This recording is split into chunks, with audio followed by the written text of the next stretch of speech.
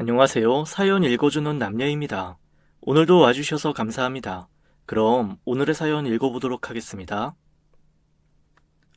아내의 손이 매섭게 제 뺨을 후려쳤습니다. 작고 갸냘픈 손으로만 알았는데 어찌나 아팠던지 저도 모르게 눈물이 핑 돌더군요. 나쁜 놈. 그러려고 우리 엄마를 그 먼 미국까지 데리고 간 거야? 왜? 귀찮았어? 내가 우리 엄마를 얼마나 찾았는지 알면서 어떻게 당신이 그럴 수가 있어? 아내는 오열을 했고 저는 그 앞에서 아무 말도 못한 채 고개를 숙이고 있었습니다. 아내가 저에게 그렇게 화가 난 건 어쩜 당연한 일이었는지도 모르니까요. 앞으로 어떻게 아내를 봐야 할지 앞이 캄캄하네요. 무슨 일이냐고요?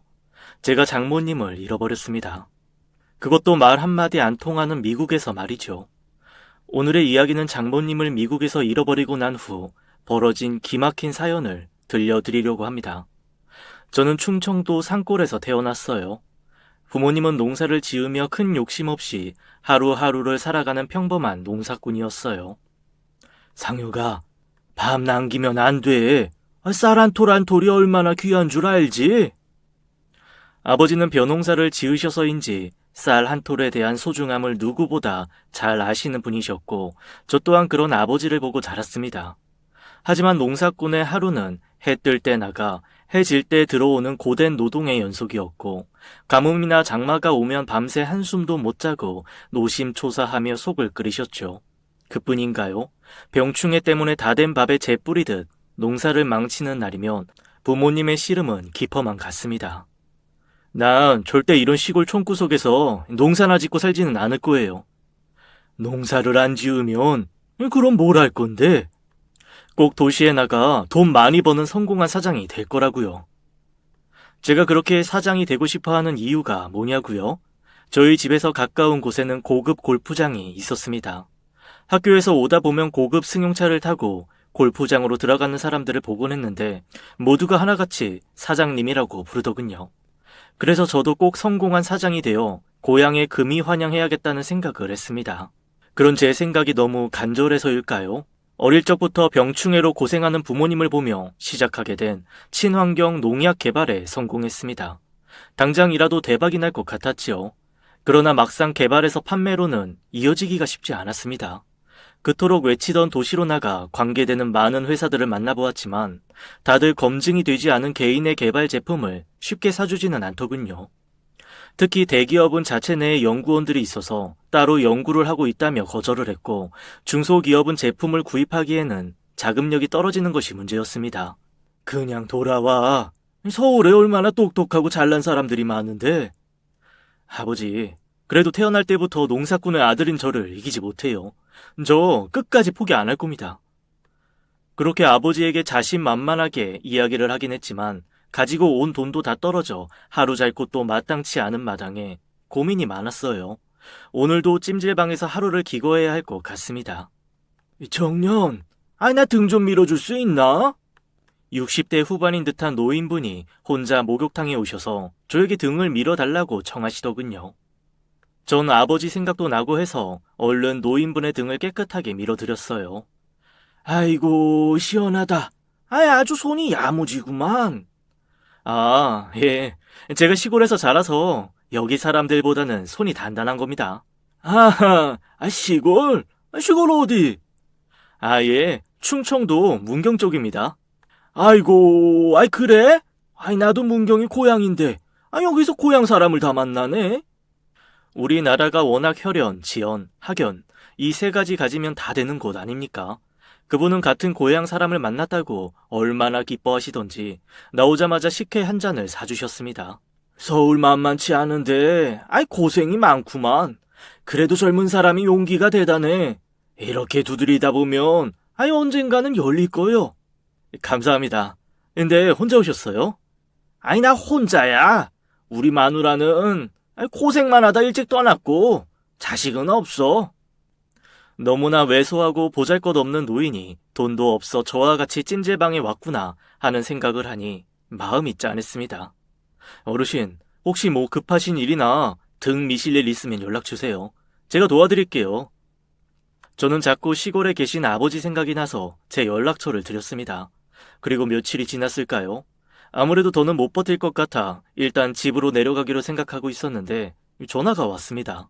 투자기획안 내신 거 있으시죠? 아, 예. 저희 대표님께서 관심이 있으시다고 한번 들어오시라고 하네요. 정치자 여러분도 눈치채셨죠? 저는 이런 일이 드라마에서나 나오는 일인 줄 알았습니다. 제가 이미 여러 군데 투자 기획안을 냈었는데 모두 거절당했거든요. 그런데 한 군데서 연락이 온 겁니다. 그리고 그곳에서 저는 그 목욕탕 할아버지를 보고 너무 놀랐습니다. 그 중소기업의 대표님이었어요. 어르신, 어떻게 여길? 아이고, 어디 브리핑 해봐. 들어는 보자구. 그렇게 저에게 말도 안 되는 운이 닿았고 제 브리핑을 들은 어르신은 바로 담당자에게 소개를 하시더군요. 아버지, 저 됐어요. 제 아이템을 사겠다는 곳이 나왔어요. 저는 그렇게 말도 안 되는 인연을 만나 결국 제가 말하던 도시에 첫 진입을 했고 최선을 다해 일을 했습니다. 그리고 꼭 10년 만에 이 촌놈은 드디어 친환경 회사의 사장이 되었어요. 그 사이 할아버지, 아니 대표님은 이미 갖고 계시던 지병으로 돌아가셨습니다. 지금도 전 제가 이렇게 성공한 건 그 어르신 덕분이라고 생각하고 있어요. 그렇게 대표가 된 저는 더더욱 발로 뛰고 공부하며 미친 듯이 회사를 키워갔습니다. 시간이 지나면서 한국뿐 아니라 해외에까지 저희 제품이 팔리기 시작했고 저는 시골 농사꾼의 아들에서 환경을 선도하는 리더가 되기 시작했습니다. 아버지, 이번 주에 라운딩하러 내려갈 거예요. 그때 집에 갈게요. 저는 가끔 골프 라운딩을 위해 고향을 찾았고 그때마다 부모님을 배웠습니다. 서울로 올라오시라고 해도 절대 안 오시겠다고 고집을 피우시는 부모님은 지금도 열심히 농사를 짓고 계시죠. 성공한 아들의 모습을 기다리는 부모님을 뵙는다는 건 참 행복한 일입니다. 일도 좋지만 장가를 가야지. 이러다 금방 40대고 50대는 거야. 부모님은 제가 돈을 많이 벌고 명예를 얻어도 결혼을 하지 않는 것이 내내 걸리셨나 봅니다. 그러다 보니 앞만 보고 달리기만 했던 제 나이가 어느새 30을 훌쩍 넘어 40으로 향하고 있네요. 대표님, 제가 있는 동호회에 친환경 사업에 관심이 많은 바이오 한 분이 계신데 중동 쪽의 판로를 뚫기 좋을 것 같습니다. 일이라면 어디든 뛰어가는 저였지요. 제가 지금 골프에, 승마에, 심지어 수상 스키까지 못하는 게 없는 이유는 그곳에서 많은 사업이 성사되었기 때문입니다. 그렇게 저는 아는 후배의 소개로 바이어를 만날 수 있다는 테니스 동호회에 가게 되었어요. 그런데 정작 그날 바이어는 다른 일정으로 못 나오게 되었다고 했어요. 할 수 없이 온 김에 테니스를 한 세트 치고 잠시 땀을 닦고 있는데 그때 뒤에서 작은 소리가 들렸습니다. 이렇게 운동을 하시다가도 상해를 입으시면 전액 보상해드리고. 아유, 소연 씨 왜 그래 정말. 나 이미 보험 들어간 거 많다니까. 정말? 테니스장까지 와서 보험 홍보를 하고 있어. 죄송합니다. 사정이 딱한 건 알겠는데 난 지금 여기 아무 생각 없이 놀려고 온 거야. 딱 봐도 초보 보험 판매원 같았습니다. 기가 센 동호회 아줌마들을 상대하기 매우 버거워 보였죠. 고개도 제대로 못 들고 얼굴은 빨개진 그녀를 보니 저의 초창기 시절이 생각났습니다. 거절만 당하던 그 시절. 그때 저를 알아봐 주시던 그 대표님이 아니었다면 저는 이 자리에 없었을 테니까요. 유유상종이라고 했죠. 저는 제 기억을 떠올리며 뭔가 도움을 주고 싶었습니다. 자세한 내용을 좀 듣고 싶은데요. 예? 예. 반색을 하며 환하게 웃는 그녀는 참 앳되어 보였어요. 갓 20을 넘긴 사회 초년생? 유소연이라는 이름의 그녀는 저와 비슷한 목적으로 동호회에 들어왔는데 아주 조용하고 내성적이어서 보험 이야기를 꺼내기까지 한참이 걸렸다고 합니다. 그런 소심한 성격 탓에 사람들은 유소심이라고 뒤에서 깔깔거리기도 하더군요. 그럼에도 영업을 위해 매번 그 자리를 지키며 사람들과 친해지려 애쓰는 그녀. 어린 나이에 참 열심히 살고 있다는 생각을 하니 점점 마음이 쓰였고 돕고 싶었습니다. 누군가에게 자기 물건 팔 때는 자신감이 가장 중요합니다. 그렇게 소심해서는 상대방에게 확신을 줄 수 없어요. 상대의 눈을 똑바로 보고 내 것은 진짜다. 내 것을 안 사면 당신이 손해다. 그런 마음을 심어줘야 해요. 그녀는 그런 저의 이야기에 경청을 했습니다. 우리 부모님 보험을 하나 들고 싶은데 가능할까요? 연세가 있으셔서 보험 같은 걸 들어보신 적도 없고. 그럼요. 요즘은 어르신들도 보험 다 들 수 있습니다. 제가 직접 만나 뵙고 상담해 드릴게요. 여기서 한참 가셔야 하는데요. 충청도에 계시거든요. 괜찮습니다. 그냥 여행하시는 셈 치고 가면 돼요. 이렇게 적극적인 아가씨였다는 게 믿기지 않을 정도였습니다. 그렇게 그녀와 인연이 된 저는 보험을 미끼로 부모님께 자연스럽게 소개를 했죠. 싹싹하고 차분하고 무엇보다 이쁘더라. 참 남자들이란 겨우 한 번 보고 어찌한다고. 너무 말이 없어서. 10길 물속은 알아도 한 길 사람 속은 모르는 거야. 그냥 보험 상담해주러 온 아가씨예요. 그래도 여기까지 온 거 보면 그냥 보험원은 아니구만. 인연은 모르는 거니 차분하게 만나보려무나. 예. 이렇게 이야기는 했지만 내심 이 아가씨에 대한 호감이 생겼습니다. 제가 그때 그 어르신과의 인연으로 지금의 인생을 살고 있으니 이 아가씨와 또 어떤 인연이 될지 괜히 설레더군요. 그날 이후 저는 주변의 지인들을 소개하며 소연 씨의 보험 실적에 지대한 공을 세워갔어요. 저 너무 고마워서요. 식사 대접 한번 하고 싶은데. 그래요? 나 그럼 식사 한 끼 대접 받아도 되겠죠? 그럼요. 당연하죠. 이렇게 저희 둘은 첫 데이트를 했습니다. 마음을 열어서인지 소연 씨는 담담하게 자신의 이야기를 꺼내놓더군요. 전 사실 부모님이 안 계셔요. 그래서 지난번 대표님 부모님 뵈러 갔을 때 얼마나 따뜻하고 좋았는지 몰라요. 저도 저런 부모님이 계신다면 얼마나 좋을까 하고요.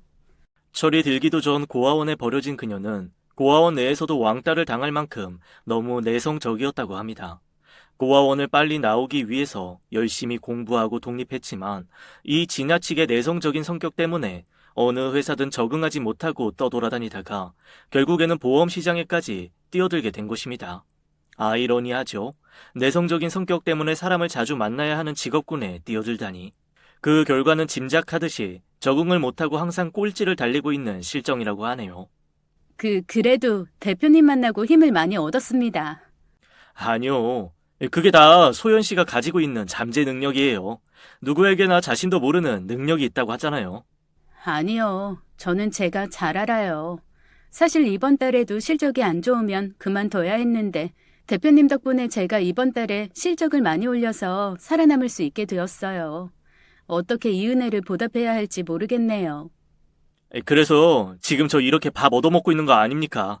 저는 밥보다 귀한 건 없다고 생각하는 사람이에요. 대표님 덕분에 희망이 생긴 것 같아요. 저 정말 열심히 살 거예요. 비록 지금은 어렵지만 그래도 열심히 하면 분명 꿈은 이루어질 테니까요. 소연 씨는 보기보다 훨씬 좋은 여자 같았습니다. 그동안 일에 매달려 앞만 보고 달려왔던 저는 소연 씨와 함께 있는 시간이 유일한 휴식이 되었죠. 그리고 이런 여자와 함께 평생 살고 싶었습니다. 그래도 제가 너무 다가가면 소심한 그녀가 뒤로 물러갈까 조심스러워서 아주 천천히 둘 관계를 유지하며 제 마음을 표현했죠.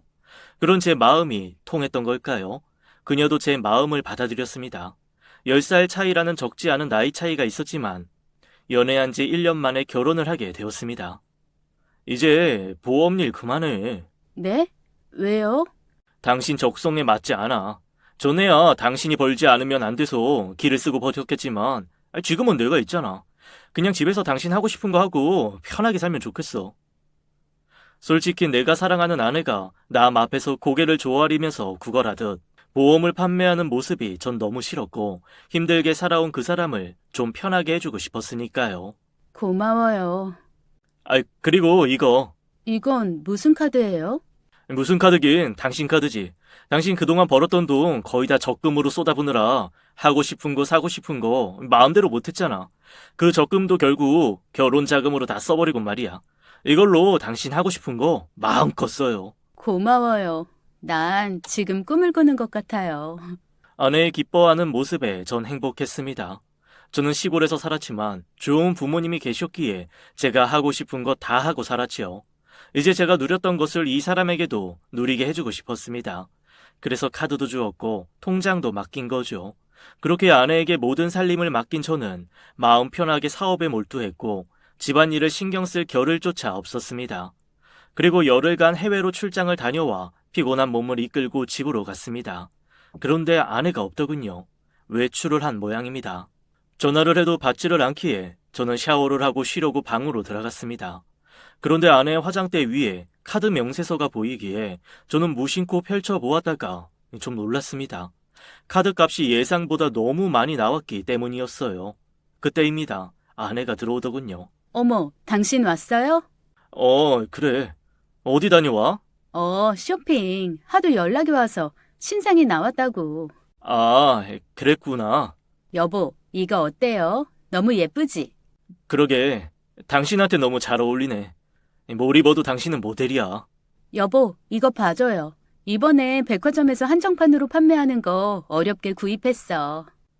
그래? 지난번 것도 비슷한 것 같은데? 참, 남자들은 이렇다니까. 지난번 것은 작년 모델이거든. 그래서 색이 좀 다르잖아요. 아내는 이미 백화점의 VIP 고객이 된 모양입니다. 처음엔 쇼핑을 하고 와서 행복해하는 아내를 보며 뿌듯했지만 갈수록 좀 심하다 싶을 정도로 아내의 소비가 많아졌어요. 여보, 이번 달 카드값이 너무 많이 나왔던데? 그치. 할부로 할까 하다. 그러면 괜히 무시당할까봐 내가 일시불로 해서 그래. 아, 그래? 네, 앞으로는 좀 줄이면 어떨까? 그 소리에 이내 풀이 죽은 듯 고개를 숙이는 아내. 그치? 내가 너무 많이 썼지? 어릴 적부터 늘 왕따만 당하다 직원들한테 대우받고 사모님 소리 들으니까 나도 모르게 기분이 좋아지고 그래서 그쪽에서 권하면 사고 그랬어. 미안해, 여보. 이제부터 조심할게. 그런 이야기가 아니야.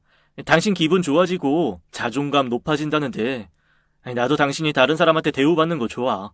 난 그냥 곧 아기도 생길 거고 하니까 다른 취미생활하면 어떨까 한 거지.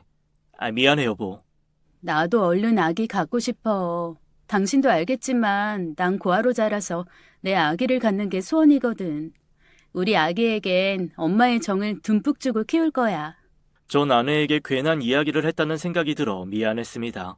어린 시절부터 외롭고 힘들었을 아내가 돈 좀 쓴다고 제가 감시하듯 하는 게 기분 상했을 거예요. 그리고 아기가 생기면 아내의 쇼핑도 자연스럽게 줄을 거라 생각했습니다. 왜 아직 소식이 없어? 결혼한 지가 3년이 다 됐는데. 곧 생기겠죠. 병원이라도 가봐. 무슨 문제 있나? 그런 거 없어요. 저 사람도 젊고 저도 건강하니까 곧 생길 거예요. 부모님의 걱정을 듣고 와서인지 신경이 쓰이더군요. 그래서 병원을 가서 검사를 했는데 역시 우리들 모두 건강한 신체였습니다. 거봐요. 문제 없다니까. 때가 되면 생길 걸. 당신도 참. 부모님이 걱정하시니까 그랬지. 그때 아내 눈에서 눈물을 보았습니다. 여보, 당신 섭섭했구나. 내가 괜히 쓸데없이 병원에 오자고 해서 미안해. 그런 게 아니고 나 요 며칠 계속 엄마 꿈꿔. 엄마? 응, 날 낳아준 엄마. 아기를 갖고 싶다는 생각을 해서인지 매일 밤마다 엄마가 나오는데 아내는 눈물을 흘렸고 저는 그런 아내가 너무 안쓰러웠습니다. 다른 집에서는 아기 낳으면 친정엄마가 돌봐주고 산후조리도 해준다고 하던데 난 누가 해줄까 생각하면 너무 마음이 아프고 속상해. 아내는 그날 이후로 무표정하게 하늘을 바라보는 시간이 많았습니다. 최근 들어 회사 일로 나가 있는 시간이 많다 보니 아내의 외로움이 점점 심해졌나 봅니다. 아기가 생기더라도 주변에서 들어보니 산후 우울증으로 더 심해질 수 있다던데 아무래도 그녀의 어머니를 찾는 것이 최고의 방법일 것 같습니다. 싫어. 나 버리고 간 사람인데 지금 와서 뭐하러 찾아? 그래도 궁금하고 보고 싶잖아. 그분도 어떤 사정이 있었는지 모르는 거고. 아내는 만나기 싫다고 외면했지만 저는 꼭 찾아주고 싶었습니다. 그녀의 어머니를 찾을 단서는 딱 하나 있었어요. 그녀가 고아원에 맡겨졌을 때 주머니 속에 꼬깃꼬깃 있었다는 낡은 사진 한 장. 바로 어머니와 함께 찍은 어린 시절 사진이었어요. 그 뒤에 희미하게 적혀있는 사랑하는 내 딸 소연이와 함께 한영숙. 거의 해져버린 사진이지만 얼굴과 이름이 있으니 분명 찾을 수 있을 거라고 생각했죠.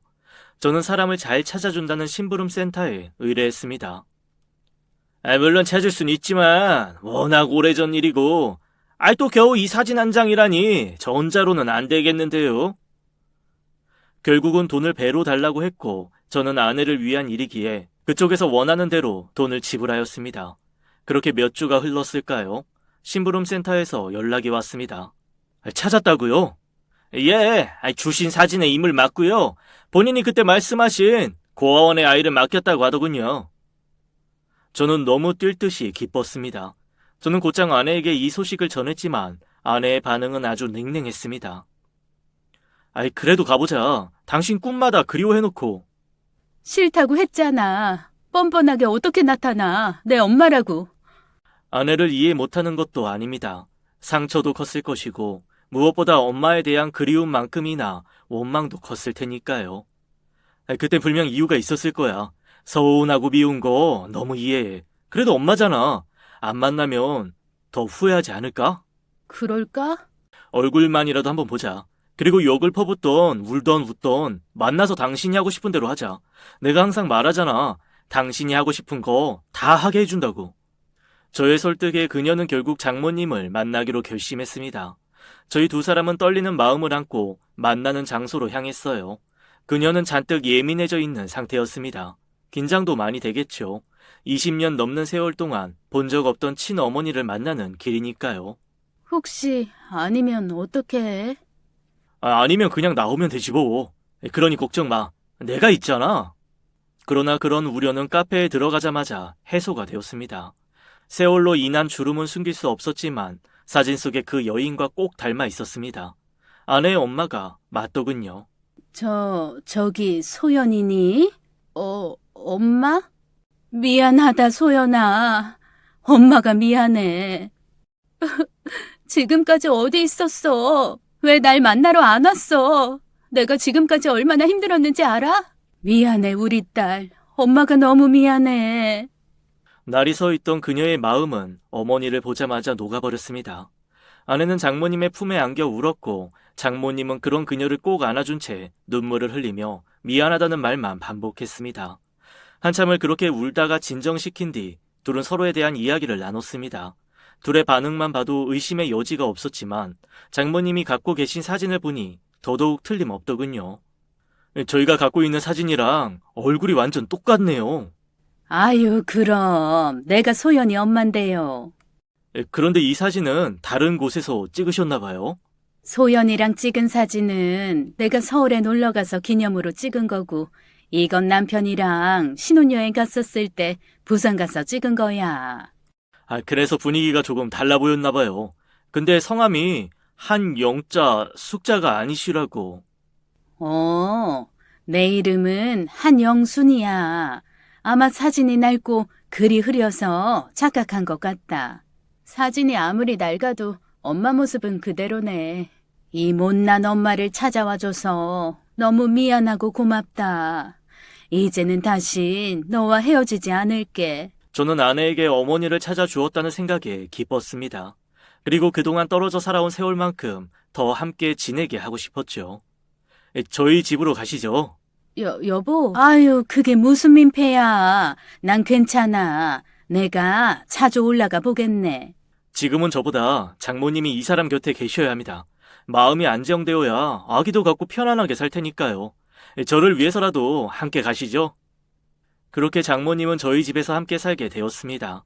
아내도 장모님이랑 같이 살기 시작하면서 표정이 더 환해졌어요. 예전보다 더 많이 웃는 모습을 보니 제가 다 행복하더군요. 두 사람은 하하호호 웃으며 수다를 떨고 제가 없으면 나들이 나가면서 즐거운 시간을 보냈습니다. 오늘 엄마가 한우 먹고 싶다고 하시는데 같이 먹어도 되지? 그럼 많이 먹어. 참 병원은 다녀왔어? 엄마가 밥 먹고 한약 짓자고 하더라고. 임신 잘 되는 한약이 있다고. 그래? 그거 잘 됐네. 잘 먹고 와. 물론 아내의 카드값이나 씀씀이는 장모님이 오시면서 더 커졌지만 아내의 행복보다 중요한 건 없었으니까요. 오히려 더 열심히 일을 해서 돈을 많이 벌어야겠다는 생각이 들었습니다. 그렇게 장모님과 한 집에서 산 지 어느새 1년이라는 시간이 지났습니다. 40을 바라보고 있는 나이. 그런데 여전히 아기는 생기지 않고 저도 모르게 이젠 조금씩 조바심이 나더군요. 아내 또한 장모님이 오신 후 더 바빠진 듯 밖에서 지내는 시간이 많아졌습니다. 여보, 어디야? 나 집에 왔는데 장모님도 안 계시고. 나 기분 전환 좀 하려고 친구 만나러 나왔어. 엄마는 어디 갔지? 그래? 그럼 저녁은? 나 오늘 친구하고 저녁 먹고 들어갈게. 괜찮지? 그래. 저는 요즘 한 번씩 혼자 라면을 끓여 먹는 날이 늘었습니다. 뒤늦게 들어오신 장모님의 입에는 술 냄새가 풍기더군요. 술 한잔 했어. 우리 딸 찾았다고 주변에서 어찌나 한턱 내라고 하는지. 아, 예. 잘하셨어요. 그날 밤 12시가 넘어서 들어온 아내는 제 눈치를 보더군요. 미안 여보. 너무 늦었지. 애들하고 오랜만에 수다를 떠니 시간 가는 줄도 몰랐네. 세상이 얼마나 험한데 이렇게 밤 늦게 혼자 다녀. 전화도 잘 안 받고. 미안. 택시에서 잠이 깜빡 들었나 봐. 당신 화났구나. 부모님이 걱정이 많으셔. 우리 아기 안 생긴다고. 내가 그것 때문에 애들하고 만난 거야. 친구 하나가 결혼하고 3년 내내 아이가 안 생겼는데 얼마 전에 임신을 했다고 해서. 그래? 아, 어떻게 생겼대? 그게 여행 가서. 여행? 응. 친구가 그러는데 분위기를 바꿔보면 아이가 생길 수도 있대. 그냥 나도 당신도 지금 너무 지치고 힘들어서 그런 거 아닐까 하고. 너무 큰 변화도 있었고 해서 혹시 우리가 모르는 스트레스는 없는 걸까? 나 당신한테 정말 잘하고 싶은데. 여보, 당신이 지금 얼마나 힘들어하는지 알아. 그런데 여보, 우리 아주 건강하다고 의사가 말했잖아. 그래.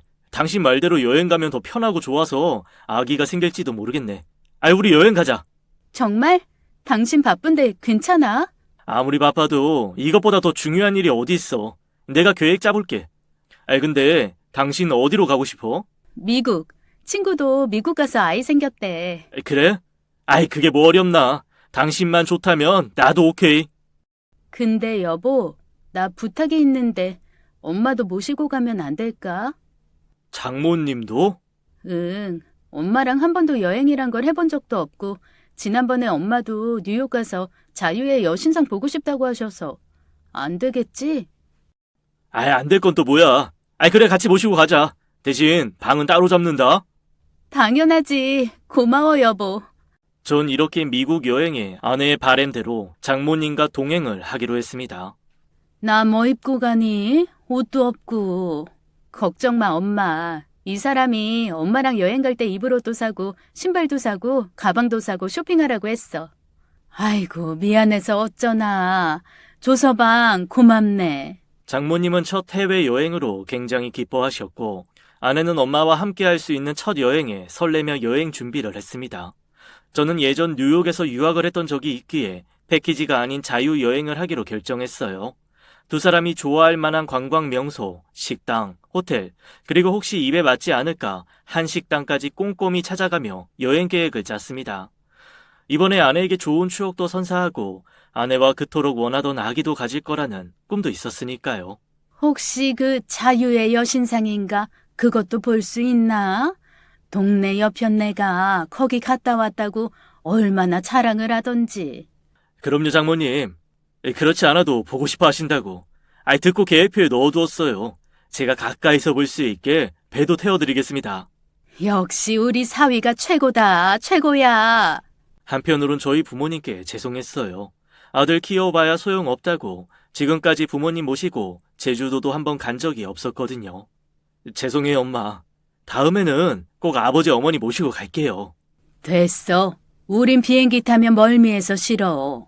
다른 생각 말고 잘 다녀와. 큰돈 들였는데 아기는 꼭 만들어 와야 한다. 아유, 주책을 떨어요, 아주. 장모님 잘 모시고. 예, 잘 다녀올게요. 괜찮다고 말씀하셨지만 돌아오는데 두 분 얼굴에 섭섭함이 보이더군요. 참 나쁜 아들이지요. 다음엔 꼭 부모님 모시고 다녀와야겠습니다. 그렇게 여행은 다가왔고 일주일을 회사를 비우려니 급하게 마무리할 것도 많고 정신없는 시간들이 지났습니다. 그리고 드디어 기다리던 여행일이 다가왔습니다. 여보, 여권 잘 챙기고 장모님 것도 챙겼지? 그럼. 공항에 도착하니 이미 출국 심사를 위해 줄이 길게 서 있더군요. 그런데 그때 아내의 전화기가 울렸습니다. 아내가 누군가와 통화를 하는데 매우 심각해 보였어요. 여보, 나 아무래도 못 갈 것 같아. 아니, 그게 무슨 소리야? 고아원에서 가장 친했던 친구 하나가 얼마 전에 결혼을 했는데 그 남편이 교통사고로 죽었다지 뭐야. 걔 고아라. 아는 사람도 없고 혼자 뒀다가 무슨 일 생길 것 같아. 그렇다고 여행을 취소하자고? 나는 며칠 있다 비행기표 다시 끊어서 갈게. 그러니까 일단 엄마랑 둘이 가 있어. 말이 안 되었지만 세 사람이 모두 취소하기엔 위약금도 너무 많이 들었고 아내가 장례가 끝나고 온다는 말에 저는 하는 수 없이 장모님과 둘만 출국을 하게 되었죠. 비행기 안에서 찹찹한 마음으로 한숨도 잘 수가 없었는데 장모님은 의외로 아무렇지 않게 드시고 영화도 보시면서 즐기시더군요. 어쩜 다행이란 생각을 했지만 어렵게 낸 휴가인데 기분이 영 나지 않았습니다. 잘 도착했어. 친구는 괜찮아?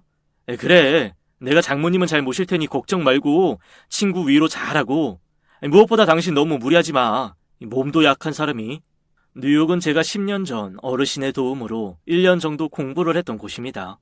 1년 만에 와보니 참 감회가 새롭더군요. 저는 어머님이 그토록 와보고 싶어 하시던 자유의 여신상으로 갔습니다. 아내와 함께 오고 싶었는데 어머님이 유난히 빨리 보고 싶어 하셔서요. 그런데 장모님은 긴장을 많이 하셨던지 표정이 굳어 계셨고 정작 보고 싶다는 자유의 여신상에는 별 관심이 없어 보이더군요. 딸을 두고 와서 그러신가 생각을 했습니다. 장모님, 여기 벤치에서 잠시만 기다리세요. 제가 자유의 여신상 페리 티켓 사서 금방 돌아올게요. 그래, 알았네. 천천히 다녀와. 저는 그렇게 장모님을 두고 페리 티켓을 끊으러 갔습니다. 그러나 성수기여서인지 티켓 예매를 했는데도 발급해주는 줄이 너무 길어 시간이 꽤 오래 걸리더군요. 미국 햇살이 따가울 텐데 걱정되는 마음으로 서둘러 표를 받고는 장모님께 향했습니다. 그런데 장모님이 그 자리에 안 계셨죠. 등골이 오싹해지고 서늘해집니다. 저는 혹시 화장실이 급하셨나 화장실 쪽으로 갔지만 장모님은 안 계셨고 미친 듯이 사람들에게 물어보며 장모님을 찾아다녔지만 끝끝내 보이지 않았어요. 그리고 어떤 동양인 남성이 장모님을 데려가는 것을 봤다는 노숙자의 이야기를 듣고 저는 하늘이 무너지는 것 같았습니다. 아마 같은 동양인 남성을 보고 안심하신 장모님이 따라간 것 같아요. 자칫하면 위험한 상황에 빠질 수 있다는 생각이 들었고 저는 얼른 경찰에 신고를 했습니다. 그러나 미국 경찰은 동양인 관광객에 대해 큰 관심이 없어 보입니다. 다른 곳에 구경을 갔을지도 모른다. 기다려봐라. 혹시 미국이 좋아서 숨어버린 거 아니냐. 이렇게 해서는 해결될 것 같지 않아 저는 대사관을 찾아갔습니다. 접수는 하겠습니다. 혹시 이곳에 올 때 뭐 다른 문제나 어머님 신경의 변화 같은 건 없었어요? 아니요. 아주 즐거운 마음으로 오셨어요. 물론 딸이 중간에 일이 생겨 나중에 오기로 했지만 별 문제 없었고요. 저는 대사관을 나와서도 장모님이 사라지셨던 자유의 여신상 근처를 샅샅이 찾아다녔습니다. 다음 날도, 그 다음 날도. 그게 무슨 말이야? 엄마가 사라지다니. 미안해. 내가 잠시 티켓을 사러 간 사이에. 아니, 영어도 한마디 못하는 엄마를 혼자 두면 어떡해. 벤치에 잠시 앉아 계시라고 했는데 일단 경찰과 대사관에 신고는 했어. 어떡해, 우리 엄마. 당장 가고 싶어도 비행기표도 없다고 하고. 아내는 놀라서 저를 원망했고 저는 그날도 다음 날도 미국 경찰과 함께 뉴욕을 샅샅이 찾아다녔습니다. 그러나 장모님의 모습은 어디서도 볼 수가 없었죠. 당신 거기에 있다고 달라질 것 없어. 내가 한국 경찰에 얘기했으니까 와서 진술하고 그쪽 인터폴과 협의하는 게 빠를 것 같아. 아내의 말에 저는 장모님을 둔 채 한국으로 돌아왔습니다.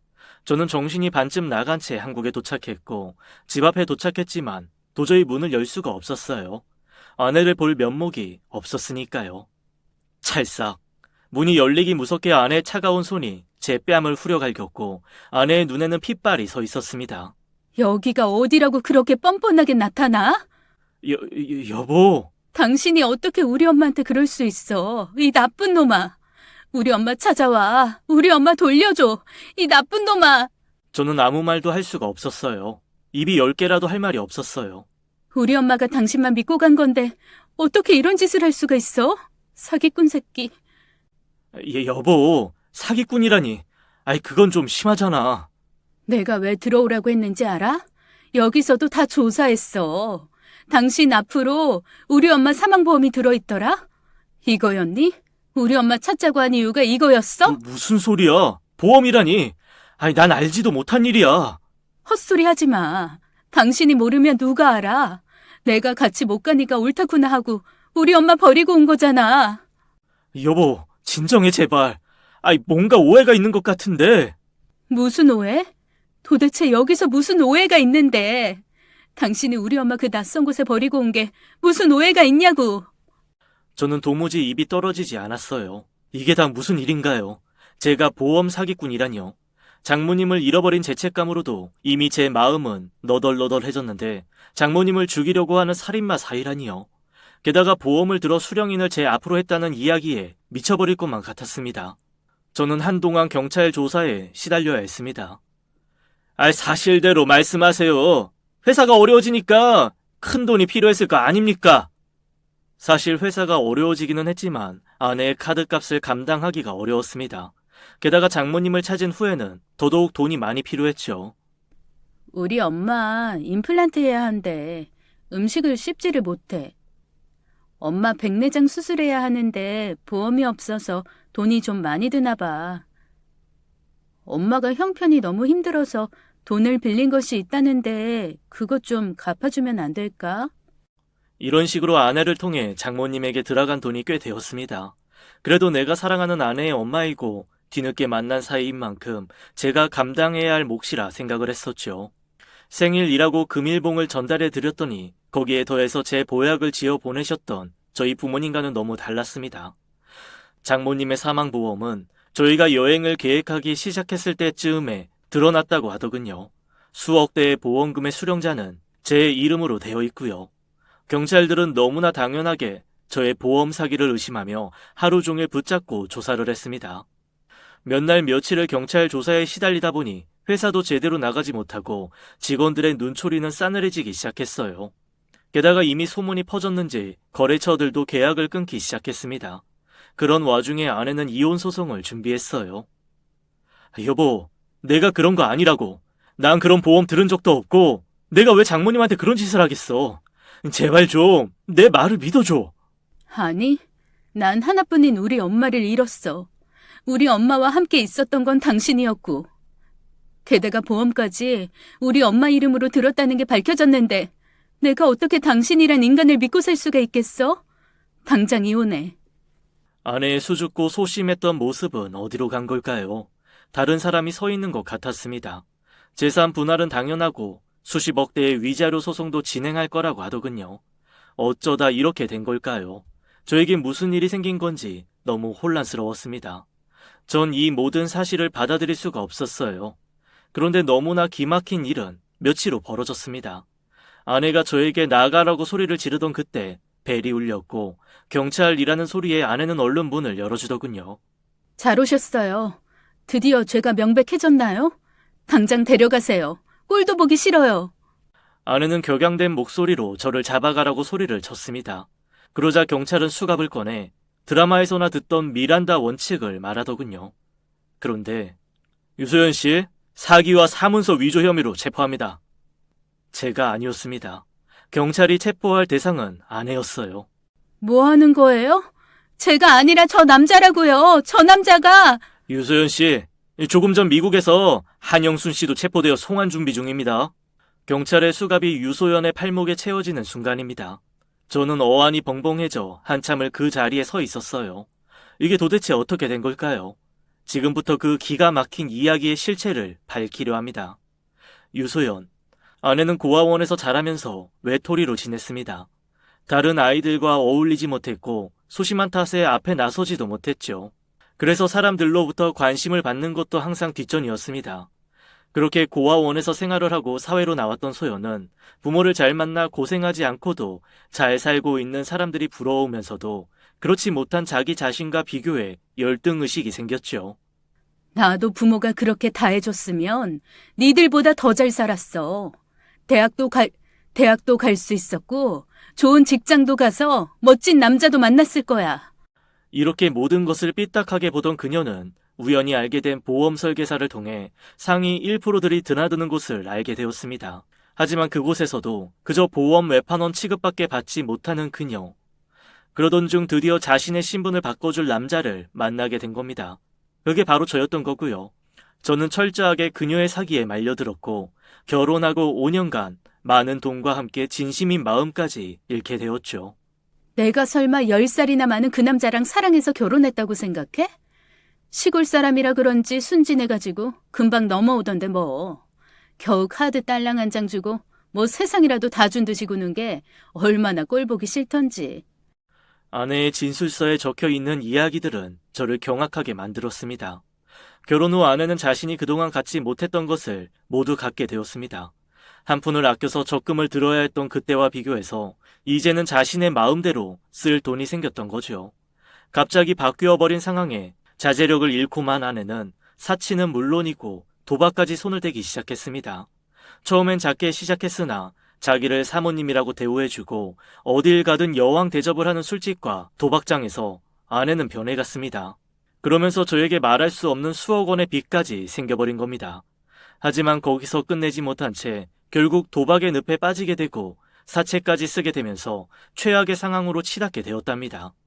어쩜 제가 이 상황을 만든 건 아닌지 죄책감까지 느껴지더군요. 저에겐 말을 못하고 그렇다고 사채업자에게까지 쫓기는 상황이 오자 엄마라는 존재를 내세워 돈을 뜯어내려 했던 겁니다. 우리 소연이 행복해 보여서 이 엄마는 너무 좋다. 그동안 고생 많이 했을 텐데 이렇게 좋은 남자 만나서 잘 사니 무슨 걱정이 있겠니? 행복? 내가 행복해 보여? 그럼 이만하면 행복한 거지. 카드 쓰라고 척척 내주는 남편 있겠다. 좋은 집에서 손 하나 까딱안 나면서 왕비 대접받고 살고. 참 모르는 소리 하시네. 하긴 나에 대해 알 리가 없지. 내가 지금 얼마나 힘든 줄 알아? 하루하루가 얼마나 조마조마한 줄 아냐고. 너 무슨 일이 있어? 왜 조마조마한데? 그런 게 있어. 엄마가 뭘 알겠어. 다 늦게 나타나서. 내가 보기엔 저만한 사람 없던데 너 엄청 사랑하고. 사랑 같은 소리 한다. 내가 설마 그런 늑다리가 사랑한다고 옆에 있겠어? 다 돈이지 돈. 이 세상에는 돈이 전부더라고. 돈 많은 사람들은 그냥 있어도 옆에 사람들이 줄줄 붙어 다녀. 그런데 돈 없으면 파리떼만 꼬여요. 혹시나 하고 돈 많은 사람들 동네에 기웃거리다 드디어 하나 잡은 호구가 바로 저 남자야. 그런 줄도 모르고 내가 무슨 섬처녀쯤으로 보이나 봐. 소연아, 너 지금 술 취해서 하는 소리 아니지? 왜? 엄마도 돈 때문에 나 버린 거 아니었어? 생각해봐. 아이까지 낳으면 몸만 망가져서 이런 비싼 명품 사봤자 다 똥 되는데. 미쳤어? 아이를 낳게? 열심히 피임하느라 고생만 엄청 하고 있지 뭐. 그럼 너 네 남편을 사랑해서 결혼한 게 아니란 말이야? 그래요, 그래. 내가 사랑하는 건 그 사람이 아니라 그 사람의 돈이라고. 애한테 쓸 돈 있으면 나한테 더 쓰면 되지. 안 그래도 그놈의 빚 때문에 미치겠는데 말이야. 빚? 그제서야 아내는 장모님에게 자신이 빚쟁이들에게 쫓긴다는 이야기를 했고 그 이야기를 들은 장모님은 아내를 나무라기는커녕 말도 안 되는 방법을 생각해냈답니다. 소연아, 너 예전에 보험회사에서 일했다고 했지? 어차피 돈이 목적이면 확실하게 뜯어내고 끝내자. 너 도박해서 빚진 거 알면 어차피 이혼당할 거고 그러느니 네가 먼저 선수 치는 거야. 엄마. 그랬습니다. 그때 그날 두 사람은 저를 이용해서 보험 사기를 작당하게 되었고 아내의 보험 경력을 이용한 거죠. 장모야말로 남을 등쳐먹고 사는 천상 사기꾼이었습니다. 유소연이 술김에 진심을 이야기하자 그걸 바로 엮어서 사기를 공모한 거죠. 그녀와 장모는 그렇게 계획을 세우고 제 명의의 폰을 몰래 만들어 사망보험을 들었던 것입니다. 제 목소리는 장모와 오랫동안 알고 지냈던 내연남이 흉내내어 녹취를 했던 거고요. 미국에서 장모를 데려갔다는 동양인 남자가 사실 그 내연남이었답니다. 자유의 여신상을 그토록 가자고 외쳤던 것도 아내가 일부러 미국 여행에 빠진 것도 그들이 저를 속이기 위함이었죠. 경찰에서는 CCTV를 분석하다가 결국 시카고까지 도망친 두 사람을 호텔에서 찾아 국내로 이송했던 거고요. 경찰 조사를 끝낸 후 몇 주 뒤 법정에 가자 미국에서 잡혀 국내로 이송된 장모와 내연남이 망연자실 앉아 있었습니다. 아내는 다 끝났다는 표정으로 고개를 숙인 채 같이 들어갔고요. 아니라니까요. 저놈이 날 버린 거라고요. 내가 한참을 기다렸는데 안 나타나길래 겁이 나서. 끝까지 거짓말하고 싶으신가요? 아주머니? 누가 아주머니야? 자네는 장모한테 이래도 되는 건가? 장모 같은 소리 하고 있네. 얼굴만 같으면 누구든 속을 줄 알았지? 뭐? 아, 오셨습니까? 변호사는 법정 문을 열고 들어오는 여인을 맞이했습니다. 멍하니 있던 그녀는 여인을 보고는 깜짝 놀라 얼어붙더군요. 소연아, 내 딸. 엄마가 미안해. 엄마가 몰라서 늦어서 너무 미안해. 장모와 똑같은 얼굴을 한 여인은 눈물을 뚝뚝 흘리며 증인석에서 그녀를 바라보았습니다. 그리고는 장모를 향해서는 매서운 눈빛으로 째려보았어요. 너는 벌 받을 줄 알았어. 사람이 그렇게 살면 안 된다고 몇 번을 말하니? 언니. 언니? 이분이 원고 유소연 씨의 친어머니 되시는 분입니다. 즉 공범인 한영숙은 친모가 아닌 이모 되시는 분이고 이 두 분은 쌍둥이 자매입니다. 쌍둥이? 그래, 소연아. 내가 네 엄마다. 한영숙. 그리고 부끄럽지만 저 모자란 아이가 내 쌍둥이 동생 한영순이란다. 드디어 모든 퍼즐이 맞춰지게 됩니다. 사실 아내의 어머니는 한영숙이었습니다. 한영숙 씨 또한 아내를 찾고 있었고 아내의 소식을 듣게 되어 얼른 만나고 싶었죠. 언니가 지금 나타나서 뭐 할 건데? 잘 살고 있는 애한테 괜히 부담만 되는 거야. 이 나이에 뭘 해줄 수 있겠어? 노인 돼서 수발 들라고 하는 것밖에 더 돼? 그냥 편히 지 인생 살게 내버려 두자고. 그렇게 한영숙의 쌍둥이 동생 영수는 영숙과 딸을 못 만나게 한 거예요. 그래놓고 본인이 엄마인 척 나타나 잘 살고 있는 아내에게 접근해 사기를 친 겁니다. 사기칠 사람이 없어서 하나뿐인 조카한테 사기를 쳐? 언니가 버린 자식 내가 키우겠다는데 무슨 상관이야? 언니가 아니었어도 얘랑 나랑 더 잘 살 수 있었어. 아직도 정신 못 차렸니? 내가 조금만 더 늦었으면 조서방은 억울하게 피해를 입을 뻔했다고. 조용! 신성한 법정에서 뭐 하는 짓입니까? 다들 정숙하세요. 맞습니다. 미국에서 한영순이 실종 신고가 되었다는 사실을 알게 된 아내의 친모가 경찰을 찾아왔고 모든 실체를 이야기해 준 것입니다. 경찰은 수사 방향을 틀어 가짜 장모의 사기 혐의를 집중적으로 조사하기 시작했고 결국 저에 대한 혐의가 풀리게 된 것이에요. 저는 아내를 보며 잠시 망설였지만 고발을 하기로 결심했습니다. 물론 가짜 장모도 같이요. 결국 가짜 장모와 내연남은 그동안의 사기 전과로 인해 징역 2년형을 선고받았고 유소연은 징역 1년형을 받게 되었습니다. 죄가 밉지만 사람을 미워할 수 없다면서 딸의 죄를 감싸주려 애쓰던 아내의 친모는 결국 오열을 했습니다. 울긴 뭘 울어? 나 버렸으면 이렇게 될 수도 있는 거 알아야 할 거 아니야. 이제 와서 나타나가지고 왜 모든 걸 망쳐? 당신이 지금까지 나한테 해준 게 뭐가 있어서 마지막까지 망치냐고. 내 인생 책임져. 반성의 기미가 전혀 없이 소리치는 그녀의 발악은 어머니의 마음에 대목 같은 상처를 내더군요. 그날 저는 아무 얘기도 할 수 없었습니다. 이 모든 책임이 저에게도 있었으니까요. 정말 아기를 가질 생각이 없었던 거야? 아기가 뭐가 중요해? 그냥 나 사랑한 거 아니었어? 전 아내를 끝까지 용서하려 했지만 아내는 저의 사랑을 이용만 했습니다. 그 이후로 저는 회사 일을 정리하여 유능한 인재에게 넘겨주고 고향으로 돌아와 부모님이 일구시던 농사를 돕고 있습니다. 사업도 좋고 성공도 좋지만 자연 좋고 인심 좋은 고향에 오니 마음이 참 편안해지더군요. 왜 부모님들이 그렇게 이곳을 안 떠나시는지 알겠습니다. 한바탕 큰 태풍이 지나간 것 같습니다. 사람은 누구나 겪어야 할 시련의 총량이 있다고 합니다. 저는 그래도 일찍 겪었고 부모님이 계셔서 제자리로 돌아올 수 있었습니다. 오늘은 부모님께 사랑한다는 고백이라도 해야 할까요? 그런 면에서 아내가 여전히 짠하게 느껴지긴 합니다. 진정한 행복은 받는 것보다 주었을 때 훨씬 크다는 것을 그녀도 꼭 깨닫기 바라면서 오늘의 이야기 마치겠습니다.